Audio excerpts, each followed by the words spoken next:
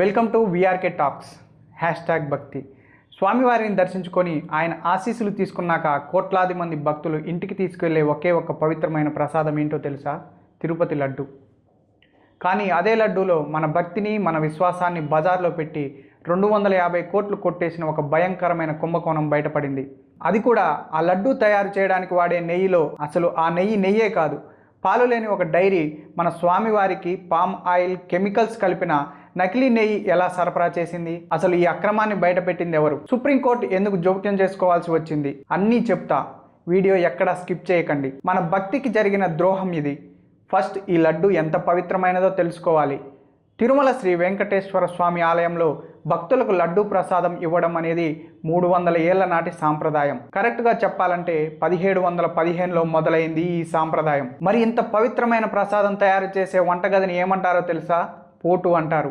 ఈ లడ్డూలు తయారు చేసే వాళ్ళు కూడా ప్రత్యేకమైన శాఖకు చెందిన వాళ్ళు తలనీలాలు సమర్పించుకోవాలి. శుభ్రమైన ఒకే ఒక్క వస్త్రాన్ని ధరించి లోపలికి వెళ్ళాలి. అంత పవిత్రంగా ఉండాల్సిన ఆ ప్రాసెస్లో భయంకరమైన కల్తీ జరిగింది. అసలు ఈ వివాదం ఎలా మొదలైందో చూద్దాం. 2024 నవంబర్లో ఆంధ్రప్రదేశ్ ముఖ్యమంత్రి నారా చంద్రబాబు నాయుడు గారు ఒక బాంబు పేల్చారు. అంతకుముందు ఉన్న వైఎస్ఆర్ కాంగ్రెస్ పార్టీ పరిపాలనలో తిరుమల లడ్డూ తయారీలో వాడే నెయ్యిలో జంతువుల కొవ్వు కలిపారనే ఆరోపణ చేశారు. దీంతో ఒక్కసారిగా దేశవ్యాప్తంగా కలకలం రేగింది. ఎందుకంటే ఇది కేవలం ఫుడ్ ఇష్యూ కాదు, కోట్లాది మంది భక్తుల నమ్మకానికి సంబంధించిన విషయం. ఈ ఆరోపణల తరువాత రాష్ట్ర ప్రభుత్వం వెంటనే ఒక దర్యాప్తు బృందాన్ని ఏర్పాటు చేసింది. కానీ ఇక్కడే అసలు ట్విస్ట్. సుప్రీంకోర్టు ఎందుకు జోక్యం చేసుకుంది? రాష్ట్ర ప్రభుత్వం వేసిన సిట్ సరిగ్గా పనిచేయదేమో, పక్షపాతం చూపిస్తుందేమో అనిపించిందో ఏమో సుప్రీంకోర్టు నేరుగా జోక్యం చేసుకుంది. దర్యాప్తులో నిష్పాక్షికత ఉండాలి, రాజకీయ ఒత్తిడి లేకుండా విచారణ జరగాలని సుప్రీంకోర్టు పాత సిట్ని రద్దు చేసింది. ఆ తరువాత 2024 అక్టోబర్ 3న సుప్రీంకోర్టు ఒక కొత్త స్వతంత్రమైన 5 సభ్యుల సిట్ని ఏర్పాటు చేయమని ఆదేశించింది. ఈ 5 సభ్యులు ఎవరంటే 2 సిబిఐ ఆఫీసర్లు, 2 రాష్ట్ర ప్రభుత్వ ఆఫీసర్లు, ఒకరు FSSAI అధికారి. ఈ టీంలో మొత్తం సిబిఐ డైరెక్టర్ పర్యవేక్షణలో మాత్రమే పనిచేయాలి.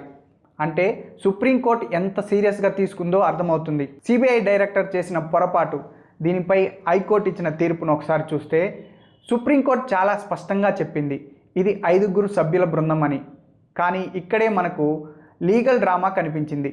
సిబిఐ డైరెక్టర్ ఏం చేశారంటే సుప్రీంకోర్టు ఆదేశాలకు విరుద్ధంగా పాత సిట్లో ఉన్న ఒక ఆఫీసర్ని మళ్ళీ దర్యాప్తులోకి తీసుకున్నారు. ఆ ఆఫీసర్ అదనపు ఎస్పీ, తిరుపతికి చెందిన వ్యక్తి.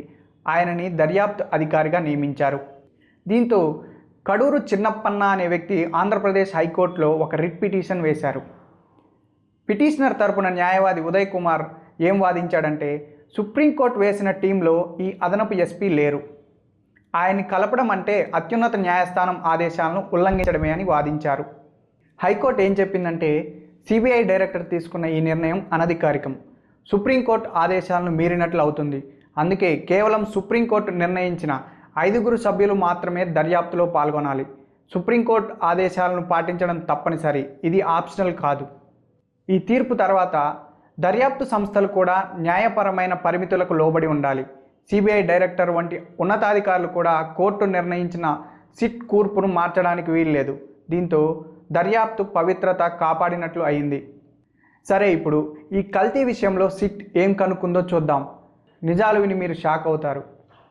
2019 నుంచి 2024 వరకు తిరుమలకు సరఫరా అయిన నెయ్యి విలువ 250.8 కోట్లు. ఈ 5 ఏళ్లలో దాదాపు 68 లక్షల కిలోల కల్తీ నెయ్యి సరఫరా అయింది. ఈ నెయ్యిని సరఫరా చేసింది Bhole Baba organic dairy milk private limited. ఈ కంపెనీ ఎక్కడ ఉంది? ఉత్తరాఖండ్లోని భగవాన్పూర్ దగ్గరలో రూర్కీ దగ్గర ఉంది. బోలేబాబా డైరీ అనేది పాలు లేని డైరీ. ఈ కంపెనీ ఒక్క చుక్క పాలు కానీ వెన్న కానీ కొనలేదు. లెక్కలు మొత్తం నకిలీగా సృష్టించింది. నెయ్యిలో ముఖ్యంగా palm oil, palm kernel oil, palmolein, దీంతోపాటు beta carotene, acetic acid, ester వంటి రసాయనాలను కలిపారు.